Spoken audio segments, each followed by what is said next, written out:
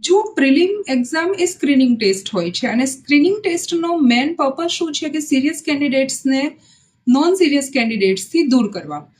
પણ જ્યારે તમે સ્ક્રીનિંગ ટેસ્ટની અંદર બહુ જ ઇઝી ટાઈપના પ્રશ્નો પૂછો કે જેના માટે કોઈ એક્સ્ટ્રા નોલેજની જરૂરત જ નથી, એ વખતે શું થશે કે જેણે પ્રિપેરેશન કરી જ નથી, નોન સિરિયસ છે, એને પણ એનો આન્સર આવડવાનો છે અને જેને જેન્યુઇનલી પ્રિપેર કરેલું છે એને પણ આવડવાનો છે. તો બંને લોકોને આવડવાના છે. સેમ વે જ્યારે ખૂબ જ ડિફિકલ્ટ, એક્સ્ટ્રા ડિફિકલ્ટ ટાઈપના પ્રશ્નો પૂછવામાં આવે અથવા તો રેન્ડમ ક્વેશ્ચન્સ પૂછવામાં આવે એ વખતે શું થશે, જેણે પ્રિપેરેશન નથી કરી એને તો કોઈ ફરક પડવાનો જ નથી. એને તો આમે ક્વેશ્ચન નહોતો આવડવાનો, ડિફિકલ્ટ હોય, રેન્ડમ હોય, નોન ડિફિકલ્ટ હોય, એણે પ્રિપેરેશન કરી નથી, એને આવડવાનું નથી. પણ જે જેન્યુઇન સ્ટુડન્ટ્સ છે એમને પણ ક્વેશ્ચનનો આન્સર નહીં આવડે.